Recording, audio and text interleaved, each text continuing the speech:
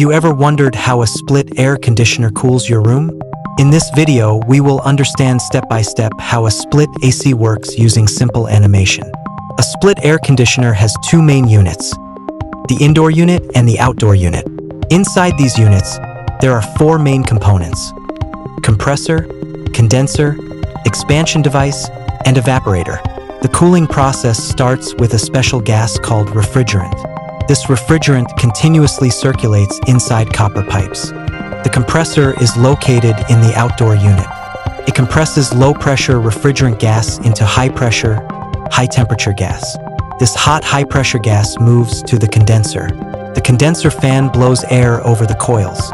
Heat is removed, and the refrigerant changes into a high-pressure liquid. The high-pressure liquid then passes through an expansion valve or capillary tube. Here, the pressure suddenly drops. The refrigerant becomes cold and low pressure. The cold refrigerant enters the evaporator inside the indoor unit.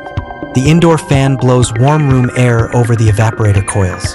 The refrigerant absorbs heat from the room air. Cool air is blown back into the room. The refrigerant absorbs heat and turns back into low-pressure gas. It returns to the compressor. This cycle continues again and again. This is how a split AC removes heat from your room and keeps you cool.